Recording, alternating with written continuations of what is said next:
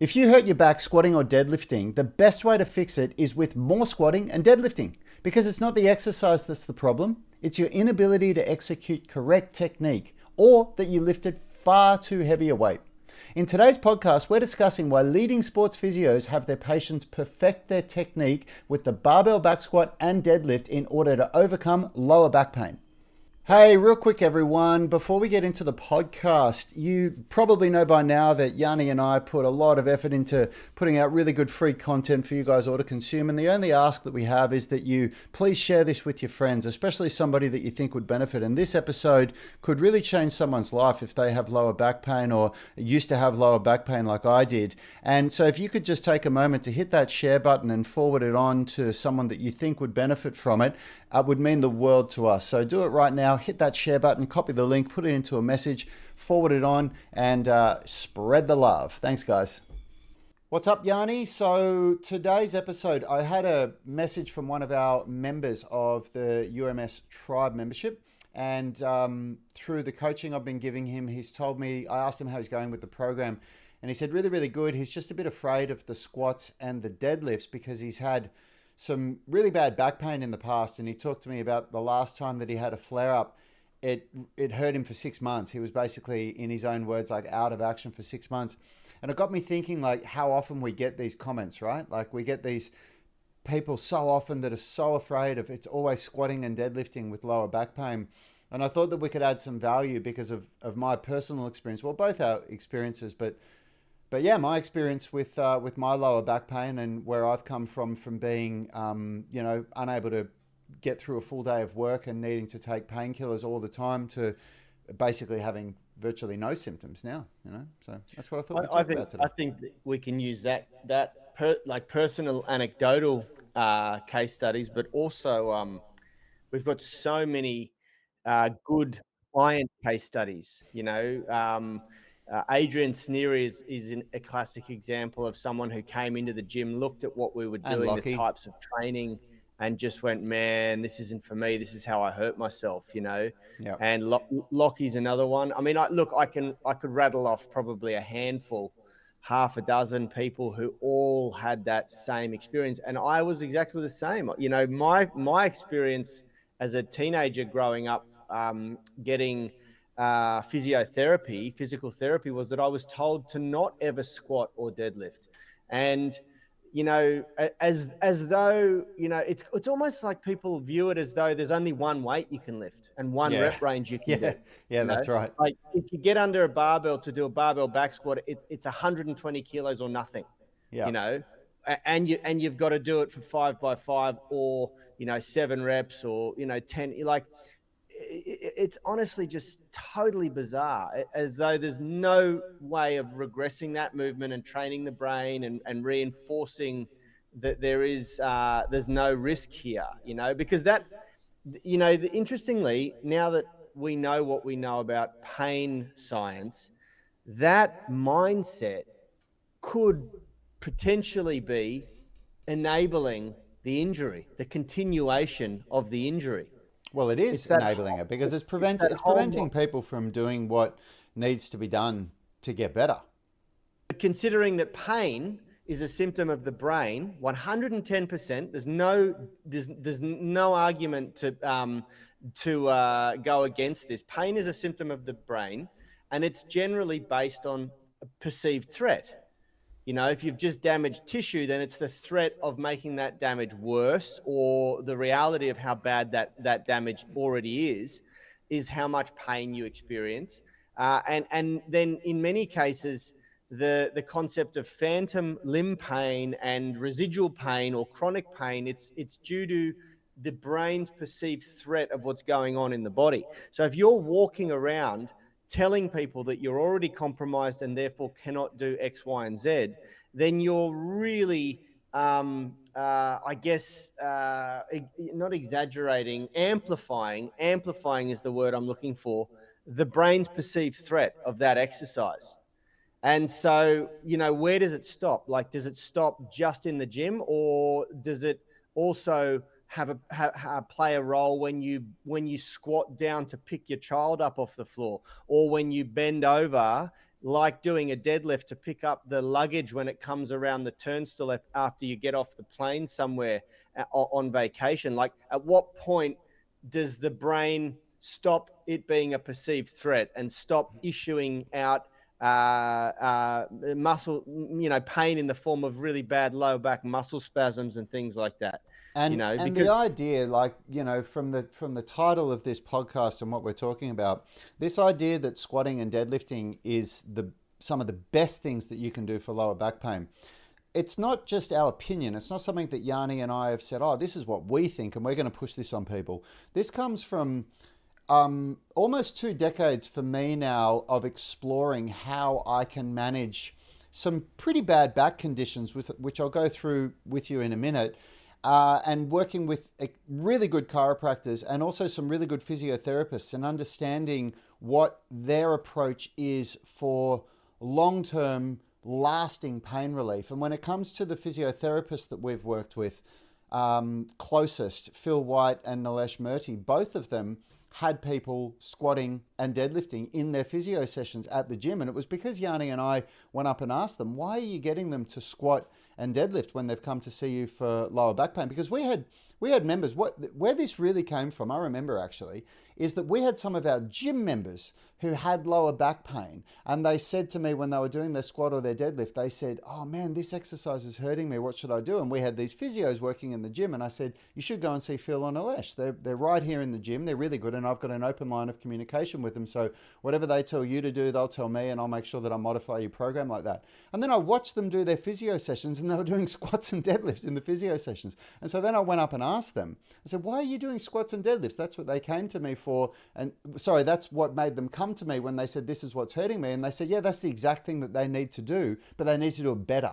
They're not doing it good enough. They don't have the technique dialed in. And so when I watched them doing it, often they were doing, like for example, like a hang deadlift. If you don't know what that is, it means where you start with the bar hanging just below your knees, not on the ground. Or a box squat, for example, where you don't squat all the way down. But whatever version it was, they were still doing a squat or a deadlift with a barbell, and they were doing it with a reduced weight, and they were focusing 100% on correct technique. So learning how to move the bar vertically, not letting the bar travel forwards and backwards, because any lateral movement with the bar in a squat or a deadlift can put a lot more pressure on the lower back.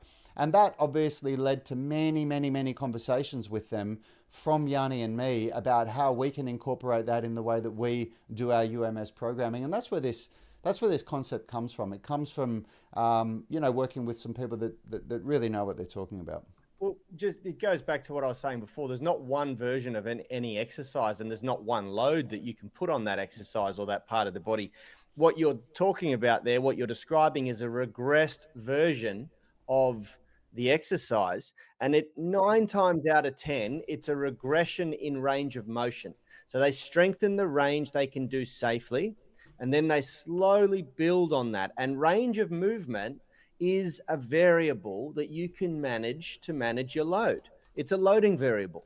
You don't have to do the extreme range immediately, nor should you. If you're not strong there, if you're not stable there, then the body's going to, perceive it as a threat.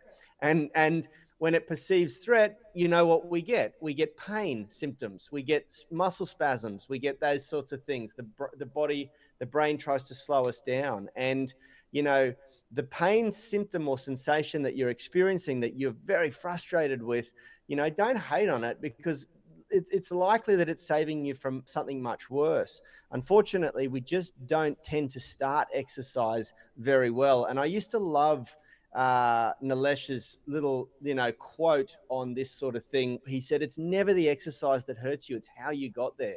What did you do in the lead up to that exercise? Did you manage yourself correctly, or did you try to do something well above or beyond your, body's capability, your strength, your stability, your tissue conditioning? Remember, all these things are occurring inside the body. It's not just the concept of enlarged muscles that we're going for here. We've got all these different types of tissue in the body that are adapting to the stress. the bones at the like base level, at the foundation level, then the ligaments that are connecting those bones together, then the tendons that are connecting the muscles to the bones, and then on the very top you've got the muscles. You've also got the deeper muscle systems that are creating stability and locating the joints in position. But when we go to the gym, all we think about is the outer unit phasic muscles that are creating movement that we can flex, touch, and feel and see in the mirror. They're the last thing that we really should be thinking about when we're thinking about developing strength. There's so much happening there, and people tend to just sort of want to skip to the very end and do something that is beyond them, and then they blame that poor exercise for for all of their problems, when really it was all the stuff they skipped on the way up that created their problems. Yeah, and you can see a couple of examples in the background here of using range of motion as a variable. And when you've got, severe lower back pain that makes you that fearful of a squat, this is the first variable that you'd use. You'd use a reduced range of motion with really good movements like a low bar or a high bar squat, and you'd use a box so that you can know exactly how far you're going, and then that's you can increase that range in a very measurable way, just like you can with weight. With weight you can go from a 44-pound bar or a 20-kilogram barbell, you can go up to 25 kilograms or 50 pounds, whatever that would be. By adding a tiny little bit of weight, you can measure those increments. And when you use a box, you can also measure the increments of the depth that you go with the squat. And you can do the same with a deadlift, but you do it in the opposite, where the deadlift sits on a box, where the weight plates are sitting on a box on either end, so it elevates the bar a little bit. Because for a squat, the most dangerous part of the squat is the bottom range of motion. For the deadlift, the most dangerous part of the deadlift is the part where you're picking it up off the ground. Again, the bottom of the range of motion. And yeah, it's going back to what Yanni said, this idea that there's only one way that you can squat and one way that you can deadlift, and that's with the amount of weight that you did when you were at your peak. That's the problem. That's what the real problem is, because as we age, we all have these issues in our body. We all have these, if I show you my spine here, this is a CT scan that I got this year, and everything that's wrong with my spine is here. That's L4 there, and that's L5. And L4, you can't see it here, but I've got a bilateral pars fracture, which isn't seen here. You have to see that from the front. And then and this was an acute injury. It happened when I fell down a big ravine when I was serving overseas as an infantry soldier. And that bilateral pars fracture then caused slippage of the two vertebrae here, or the disc, and that's called spondylolisthesis, where the L4 is slipped forward, or the L5 is slipped posteriorly, however you want to describe it. And if you look at L1, 2, 3, and 4, L1, 2, 3, and 4, you can look at the way that they're all in line, and they've got these beautiful healthy discs that are spacing them apart. That's what normal lumbar vertebra look like. And then you look at L4 and L5, there's virtually no disc there. So I also have what's called degenerative disc disorder, or spondylosis. And if you look at all of that stuff on a CT report, and when I've taken that to sports doctors and chiropractors, they look at it and they just go, wow, you must be in so much pain. And since I've moved to the Central Coast from Sydney, I've gone and got myself a new chiropractor, because I do still, even though I'm about to describe to you how I have very few symptoms, I do still go to a chiropractor periodically, because I do still get to a point of discomfort where I'm like, I don't want to feel this, and I know that if I see a chiropractor, I'm going to get some relief from this. And when I went and got manipulated from her, and she wanted to see me a week later or 2 weeks later, and I booked in for like 2 months later. And when I went and saw her, and she said, how long did the relief that you got from the session that you had last time last? And I said, I had to think about it. I went, about 6 or 8 weeks. And she went, what? And I said, yeah, but it's like, I'm here 2 months later. I started to feel it again a week ago. And she was telling me about how people that have the same conditions as me come to see her 2 or 3 times a week, and they're lucky to get 1 or 2 days of pain relief from a treatment. And she was going through all these reasons as to why that could be the case. But the truth is, it's because of the work that I do in the gym. It's because of the UMS training. It's because of the way that for the last 15 years, I've worked with chiropractors and physiotherapists to understand the process of what's safe and what's not safe. And then I've worked with my brother Yanni to develop this UMS, which is all about, like what Yanni said, it's dealing with inner unit strength. So muscles, the deeper muscles that you can't see, the hip stabilizers, the knee stabilizers, the core stabilizers, but then also building the strength with that inner unit up with the outer unit, and not avoiding the exercises that, like a squat and a deadlift, that people are fearful of, but rather understanding how I can use those exercises safely and how I can still build up my strength. And for me, it's funny because if I go back 10 years ago, so I'm 45 now, 10 years ago when I was 35 and I'd been out of the army for a year, by far the biggest priority of my training was to get rid of lower back pain. And it was really bad. Back then I was seeing either, Yanni, you remember, I used to go and see the chiropractor pretty much every week, and I'd see the physio whenever I needed to, but it was all the time that I was going to get either a chiropractic treatment or a physio or a sports massage. But it got to a point where my lower back pain was no more because I'd developed the strength and flexibility that was required so that I could, do the things that I wanted to do. And then later on in my later 30s, I had some slap tears, one in each shoulder.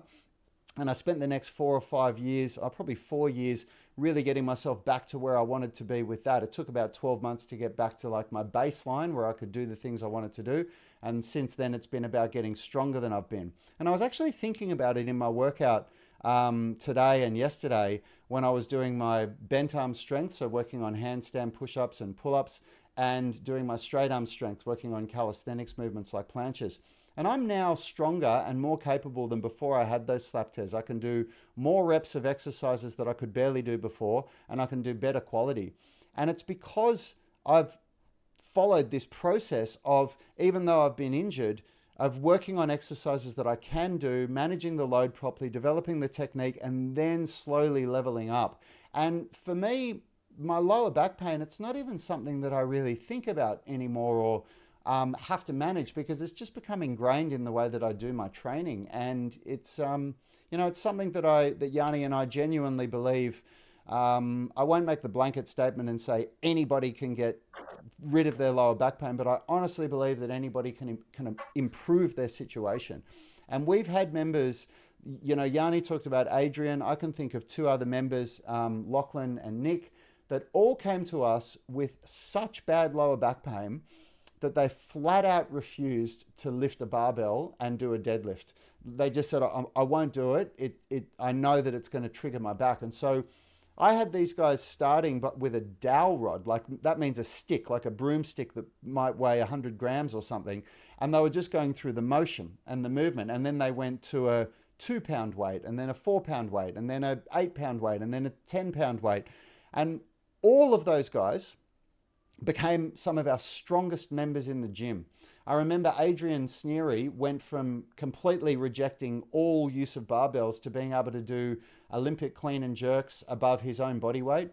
Lachlan was deadlifting and squatting well above his own body weight, and Nick was doing the same thing. I remember I looked at his barbell one day when he was deadlifting, and he was doing 150% of his body weight. He was doing 135 kilograms, which I think is about 300 pounds.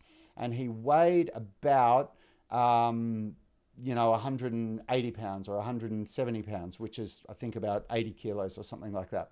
And I asked him, I said, that's 150% your body weight, isn't it? And he said, yeah. And he laughed. And I said, that was only 9 months ago that you were too afraid to lift a barbell, weren't you? And he laughed and he went, yeah.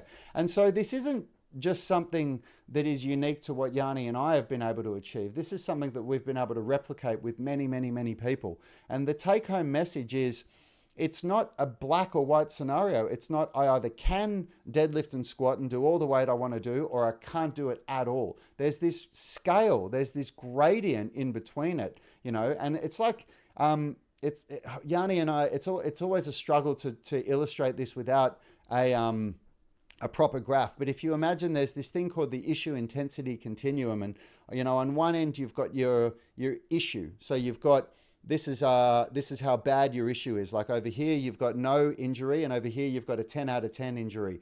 And then over here is an inverse relationship to how hard you can train. So over here, you can train 10 out of 10 as hard as you want, and up here, you can only train a 0 out of 10. So if your injury is a 10 out of 10, you can only train, it's not a 0, you can only train at a 1 out of 10 intensity. But if your injury is a 0 out of 10, you can train at a 10 out of 10 intensity. But then there's this scale between there where you just have to work out where you sit on there. So if your issue is a 4 out of 10 pain, you can train at a 6 out of 10, you know, and if you understand that and you learn to just use progressive overload and manage your load effectively and work on technique, you'd be amazed that you can still squat and deadlift. And before you know it, like in less than a year, for everybody that we've worked with that had CT scans like what I've got, where you look at it and they can go, look, I've got no disc, I can't do this. They go from that to being able to absolutely squat and deadlift a really respectable amount of weight in less than a year, less than 12 months. Every one of those 3 people, and including myself and including Yanni, had a recovery like that in less than 12 months. Yeah, look, I think the take-home message here is that pain is a perceived threat, based on perceived threat, and the best way to lower the perceived threat to your brain is to increase strength, and in saying strength through range, which is sort of AKA flexibility. Those 2 things should be your number 1 priority if you're trying to manage pain or get yourself out of some form of pain. Both Rad and I have seen this firsthand for ourselves and hundreds of our clients around the world. And it's not uncommon to fear something that has hurt you. You know, if you get into a really serious car crash, you become afraid of driving in cars. That's totally cool. But you've got to understand that the best way to increase overall strength is to focus on the foundation, or what we call the fundamental movement patterns, which is to squat, bend, lunge, press horizontally and vertically, and pull horizontally and vertically. Those are the fundamental movement patterns. And you can't, you know, just sort of make a choice that 2 of the most fundamental movement patterns, squatting and deadlifting or bending, are ruled out now because that caused an issue for you at some point, because they're very hard to avoid in everyday life. And you're really setting yourself up for a life of pain and discomfort by not developing skill in those movement patterns. And just remember, as Rad just said, there's not a one-size-fits-all approach. There's so many ways that you can regress those movement patterns and load those movement patterns, and in doing so, manage the load when you're practicing and developing the skill in those movement patterns. So just, you know, speak to the right people, hang out with the right people. For God's sake, stop trying to do what your mates are doing in the gym and do what you should be doing. And, you know, if you don't really know what you're doing, seek help from a good coach. And if you want to, I'm going to do a shameless plug here, if you want to have your hand held through this by people that absolutely know how to train people through this process, you can join the UMS Tribe membership. The monthly cost is about a third of what you'd pay for one physio session, and you'll get you'll get coached, and you get customized programs. So you can, if you go to unitygym.com/UMS or just unitygym.com, you can do a trial of the UMS and try it out for yourself. And hey, we put out a lot of free content to really help people. You know, this was in response to one of our members asking some questions, and we thought, look, this might help some people. If you've listened this far and you got value out of this, please share it with a friend. Chances are you know somebody. This is a kind of topic that can truly change someone's life. It really can. So if you've got anybody that you think of that have this kind of fear of exercise, and they're living in this world of pain, and they're desperate for relief, and they're, you know, putting money into all these treatments that just are doing nothing more than a little bit of a band-aid fix, then please share this. Do it right now. Take a moment to share the podcast or the YouTube video, wherever you're consuming this. Click those that little share button, copy the link, and paste it into a message or an email or however you do it. it would mean the world to us. And in all honesty, it might be the thing that truly changes the life of somebody that you care about. So do it right now, share the love, and give someone the gift of, living in a body that they can, love and enjoy. And thanks so much for tuning in. Like and subscribe, of course. We put out content like this every single week, every day. We've got new content. So make sure you like and subscribe, and we'll see you in our next podcast.